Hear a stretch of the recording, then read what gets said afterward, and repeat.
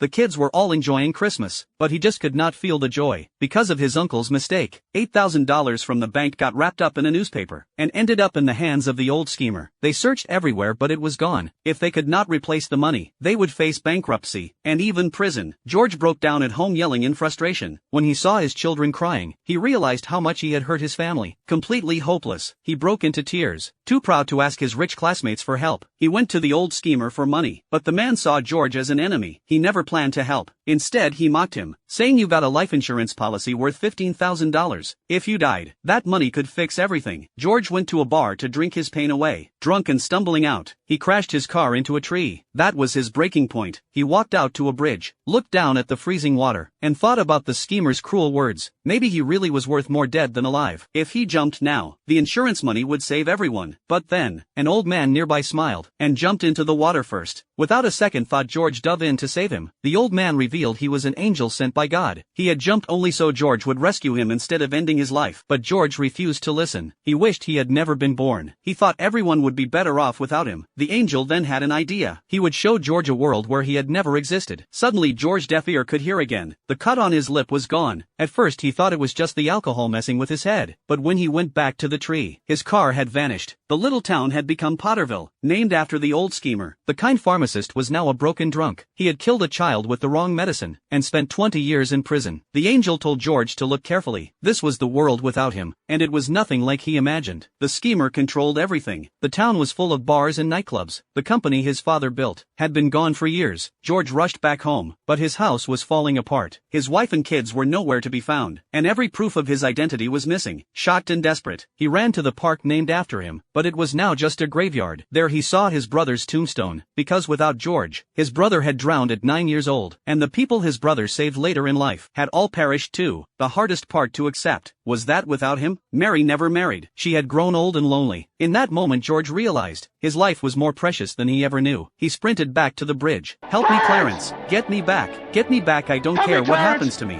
Get me back to my wife and kids. Help me, Terrence! Please, please, I want to live again. Get me back! I don't care what happens to me! Get me back to my wife and kids! Help me, Clarence, please! Please! I want to live again! I want to live again!